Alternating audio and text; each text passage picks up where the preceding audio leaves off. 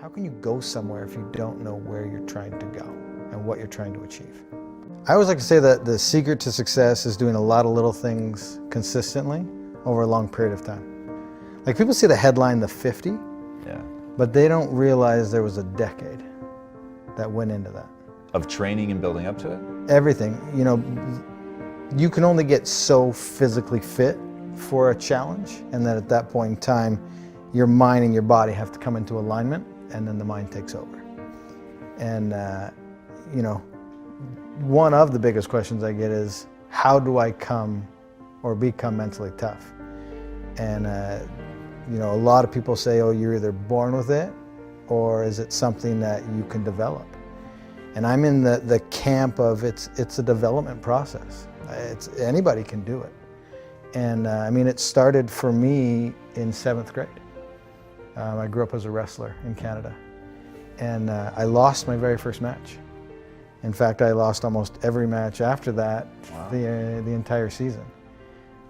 Why'd you keep going?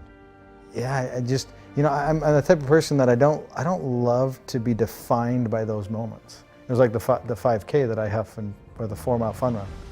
I don't like the word fun and run together. But either. Yeah. How many people do you see running around smiling? Yeah.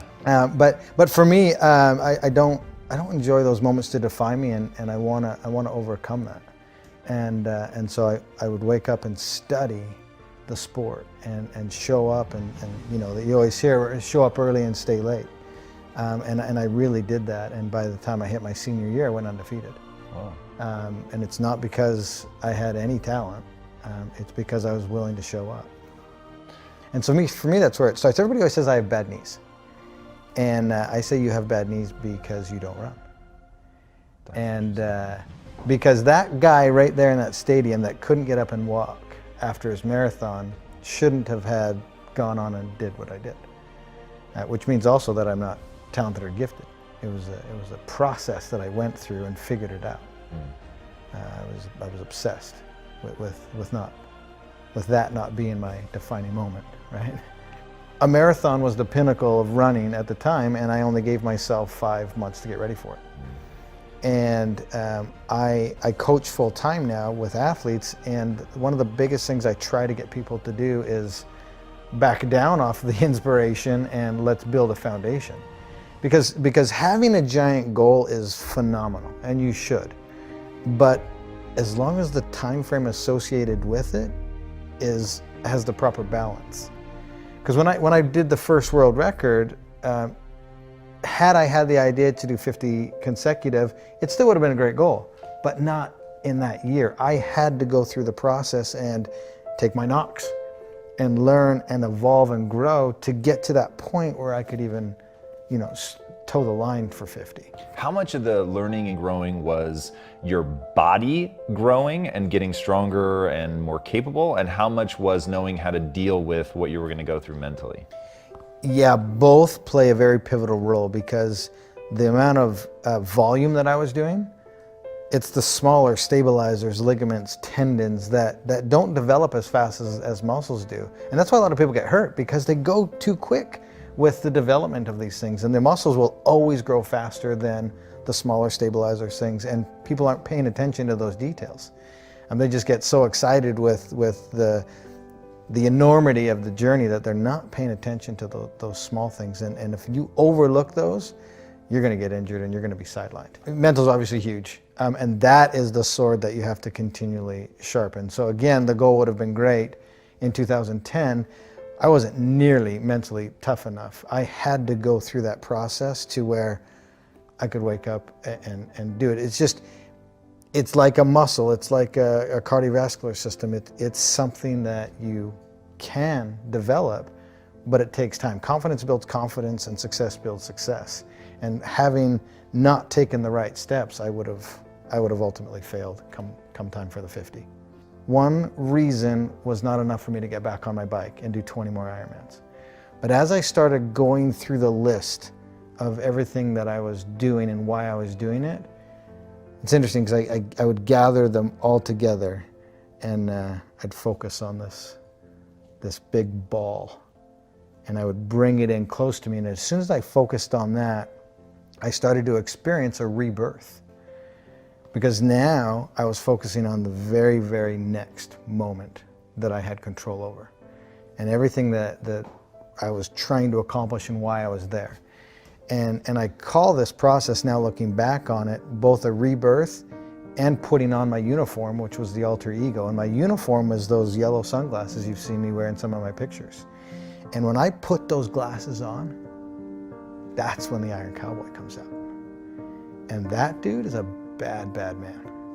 And there's nothing that's gonna get in his way. And I do a lot of speaking from stage now, and I want to encourage people to find whatever their uniform is, find whatever their alter ego is. Because when you discover that and how to flip that switch, that's when nothing gets in your way, and that's where you shift your focus and you realize what your purpose is. And I knew if I had the courage to get back on my bike and finish that day and then do the 20 more, my life would be different. That you're thinking that while you're there on the ground. And this whole process was about 8 minutes. The whole thing, from complete meltdown to breaking all of the purposes and whys down to the realization, the rebirth, and getting back on and going. And it can happen that quick. We're moments away every day from a decision that's going to completely change our life. Every single moment of every single day has a massive impact on where you ultimately end up. And so that was a huge turning point, but it was all the decisions before and after that led to that moment.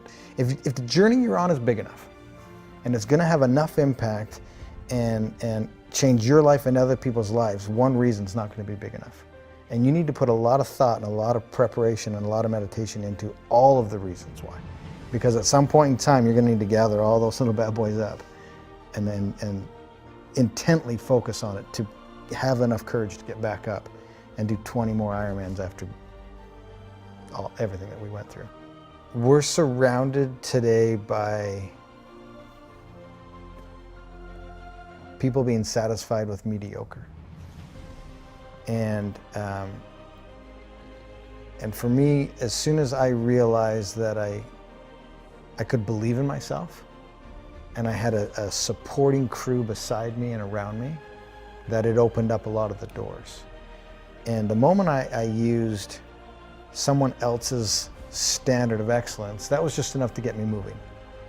And then you need to put that person aside or look past that person and create or do you. Create your own lane. And so for me, once I stopped looking at what everybody else was doing and then truly believed in what I could do, that, combining it with all those character traits that I talked about before, that's when human potential is truly can be found and experienced. How did you develop the belief in yourself? I think just over a long period of time. Again, it's that whole mental aspect of sharpening that tool and putting yourself in situations where you can learn and grow. Success builds success and confidence builds confidence. And just over time, as I started to do things, I was becoming successful at them. And I was doing a lot of little things consistently over a long period of time. And that's what allowed me to build the confidence to take on the next. And so it was learned. It was learned by doing and taking massive amounts of action. You have to immediately act and go after it. The only thing I'm trying to do is to get people to open their minds as to what is possible. We're living in a day and age where we're limiting what we think is possible. We're getting in our own way. And my thing that I want to get people to do, and you've probably heard somebody say it before, but motion creates emotion. The hardest thing to do is start moving, engaging.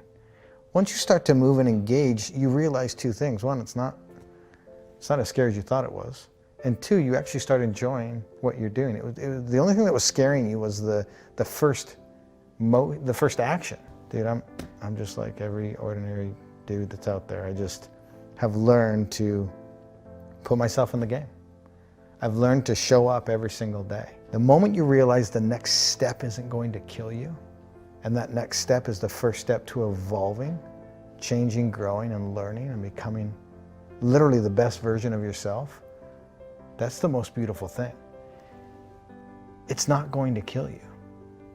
And putting yourself in the game, you're giving yourself an opportunity to achieve something that everybody else said was impossible. What do you say, or as a speaker, what do you say to somebody who they don't know what they want? I've got a friend right now who's massively struggling, and it's the exact question I asked him. I said, what do you want? What's your passion? What are you trying to accomplish? He could not answer the question. And so my next question was, this is what you have to do first. You have to find out what you want and where you want to go. Then we can start formulating the plan.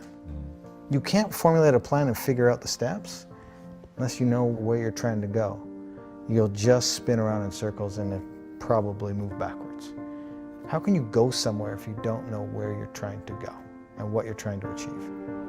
And here's what people do, is they get dead set on the journey that they want to take, and they're so rigid with how they're going to get there that they don't see the door over here, and they don't see the bend in the river, and they try to cut because they know they're going right here, and they try to cut through.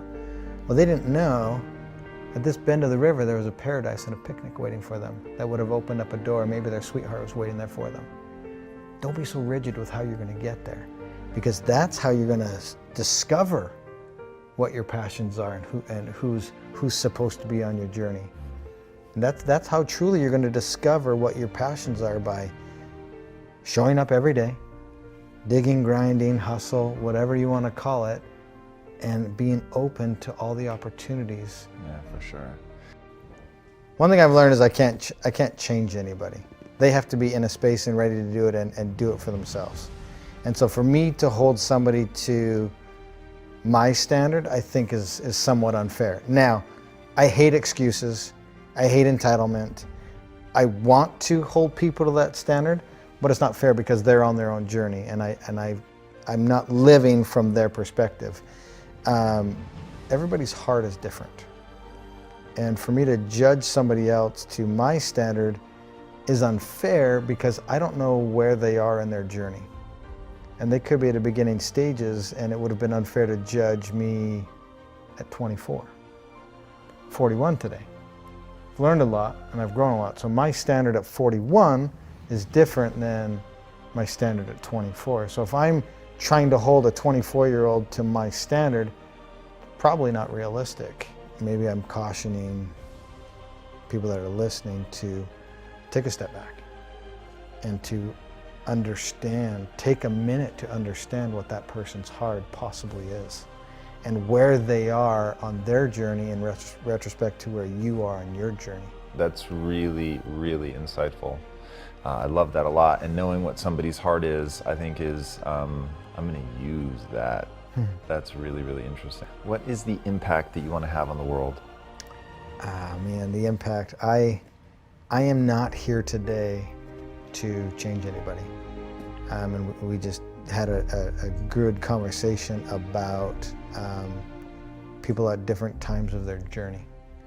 And for me, I literally just want to have people understand that you have to move to start feeling something. And if you move and start feeling something, you're on your way to the best version of yourself. And the impact that I want to have is just to have the ability to get you to live outside of the existence that you're in and to open it up to what's truly possible. And if I can just get people to understand that you're in your own way and to open up Pandora's box, per se, then you'll truly find what your limits are. And I hope that you don't find your limits, that you exceed your limits. Thanks for watching Elevate and Motivate. Hit the subscribe button and activate the notification bell for more videos. Click the right box for the Elevate and Motivate video playlist. Share your own stories in the comments below.